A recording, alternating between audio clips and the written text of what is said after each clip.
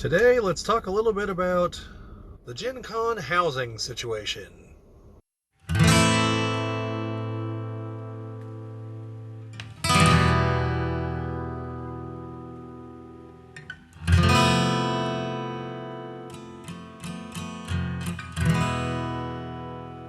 Welcome to the Geek Cabal channel. My name is Bobby, and today we're going to be talking about the housing situation at GenCon. Now, I'm recording this February 26th. Yeah, February 26th, 2024. So, if you see this in like 2025, I mean, some of this information I'm about to relay is still going to be useful, but the situation could be radically different for the first part of what I'm going to talk about. And there might be a bit of skip in the video here because I'm recording part of this kind of off the cuff, but I need to actually research a few things, so that's going to be added on, and so it might look a little different. Who knows? Just bear with me here. So, this last Sunday, a couple days ago, from my perspective at the moment, the GenCon housing portal opened. And in very short order, apparently all of the rooms are sold out, which I don't know that that's ever happened that quickly. Usually there's still rooms left scattered around the city, and people will reserve those rooms, then hope that they can move their way through as people cancel other rooms and trade and things like that. But that does not appear to be the situation at the moment, at least as from what I've seen on the forums. I mean, I stay with a friend. I mentioned before, his name's Chris, and I'm very thankful that he lets me stay there.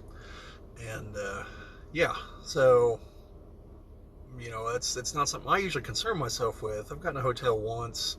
It was the COVID year, so we were able to get a downtown hotel because the convention ended up being in like September or October, and not as many people. Plus, with the COVID, people weren't really prepared to go back, so fewer people got rooms. Now, so say you find yourself in this situation, what should you do? Well, I can give you a couple bits of advice. One, obviously, you're probably going to be looking at booking outside the housing portal because it's empty. So you can go with something like an Airbnb or whatever other variations of those. I don't use them myself, so I don't know all the other options on that front.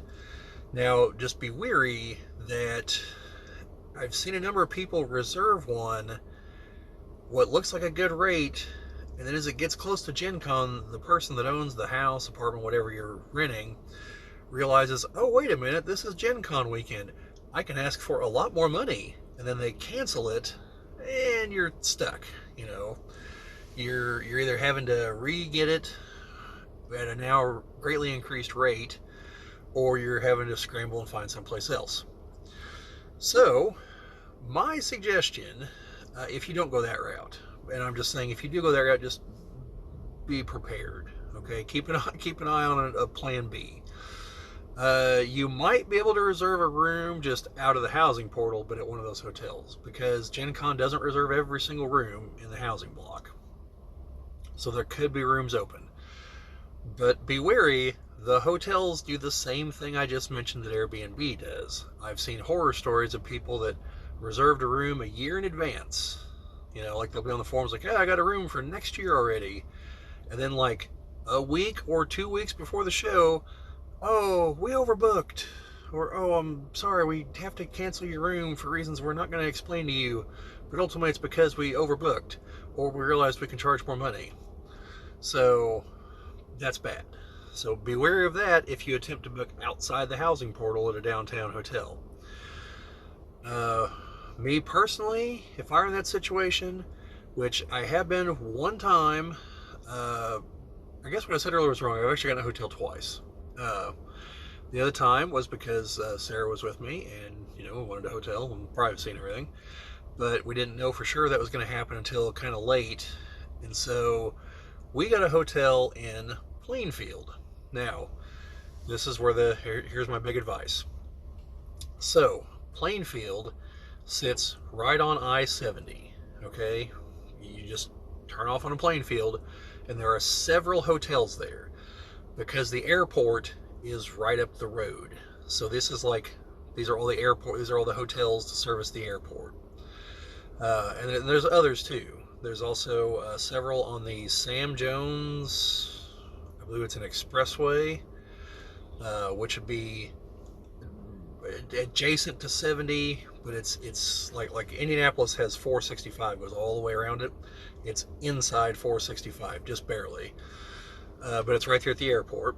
So any of these hotels along here, I believe they have reasonable rates. Now the one we stayed at wasn't great, but it's like $50 a night. I'm not going to complain. We weren't entirely certain we were going to live through the experience, but you know, other than that, it was okay. The breakfast actually wasn't bad there. So anyway, there's a story for another day. But so you can find hotels there probably at reasonable rates. Avon, if you're looking at like a map of Indianapolis, Avon is like one kind of main road over from Plainfield. And I know there used to be a long-term stay hotel there. It's not actually in Avon because Indianapolis is one of those where the city of Indianapolis and Marion County, if you're in Marion County, you're in Indianapolis. If you're in Indianapolis, you're in Marion County. It's one and the same. The city and county are the same location. So like when you come to County Line Road, that's the end of the city and the end of the county. So like whenever I talk about in Avon, it's not technically all the way down to the city of Avon because you're still in Marion County. But like I said, there used to be a long-term stay hotel there. It's been a long time since I've been by it, but I know the rate for a week seemed pretty reasonable to me. So that's an option, you know, get a long-term stay hotel because you're going to be there for 4 or 5 days. And there are more hotels in Avon.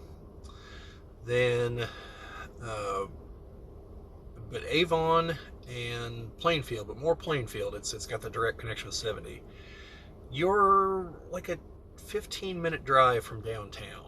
Okay, like from Plainfield, you could probably do it in 10 minutes. Because no one drives the speed limit on there. I'm not endorsing you speeding. I'm just saying, you know, they think they're on the Indianapolis 500. So that's one option. You're relatively close. You are still going to drive back and forth. You are going to have to get a parking spot. And if you do that, you might want to check out Gate 10 parking if they still have parking. So that's one option. I would definitely look in that direction. Another is in Greenwood, which is a little bit of a different direction. And again, I don't know if you're actually going to go into deep enough outside of Marion County that you're actually going to be technically in Greenwood, or you're going to be technically in Marion County. But that's the direction you might want to check. There's numerous hotels out that direction. There's a straight shot from there to downtown with only a handful of lights. That's where I stay with my friend Chris.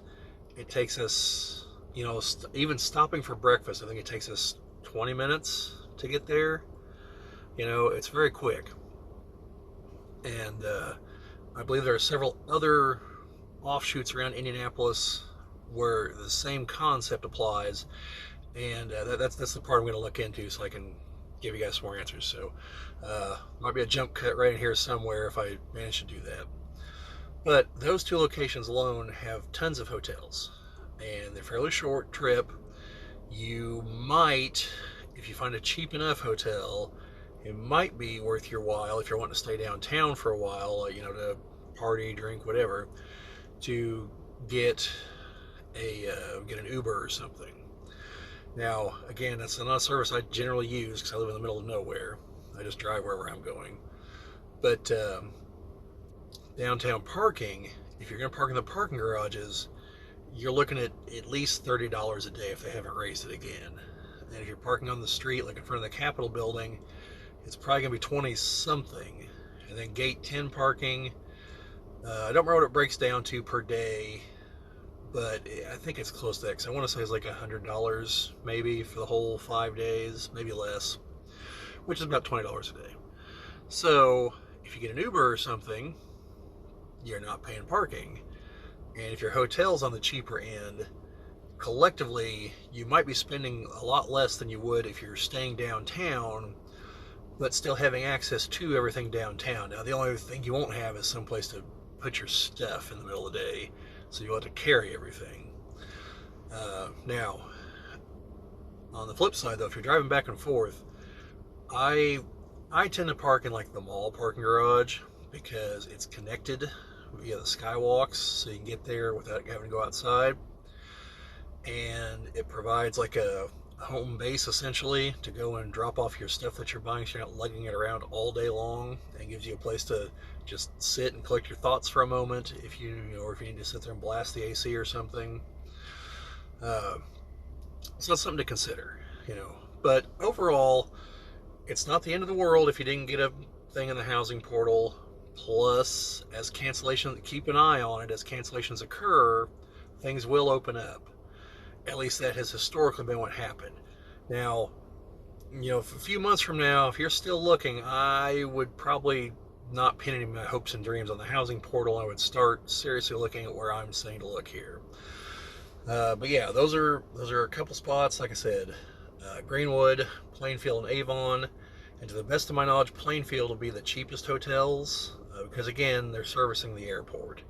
So you know they expect a lot of people, and there might be a long-term stay there, a long-term stay place there as well. Like I said, I know there is one in Avon. So, and I will try to find a few others if I haven't already done it and edited it back into the previous part of the video. So here's the potential interruption that I mentioned. I have consulted with a friend who lives in Indianapolis, and it sounds like there's not really in any other like large clusters of hotels, or if they are, they're probably going to be on the more expensive side. If you go to like say Carmel or a few places there on the north side.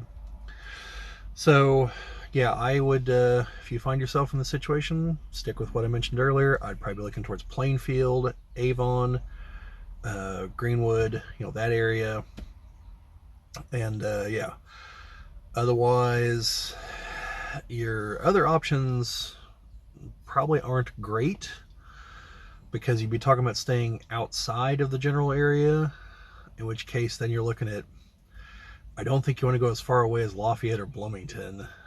They're an hour in opposite directions. You can probably find cheaper hotels there, but you're going to have to drive an hour ish to get back, plus to get to downtown. So now maybe you can save a lot of money that way, and that's where you want to go. But I personally would not. So back to the other video. And if I have, just ignore me saying that I'm going to do more. So anyway, hopefully this helps. If you guys have any questions, hit me up in the comments. I will try to answer them. If there's anything else you guys want to know, I'll try to point you in the right direction if I don't already know it.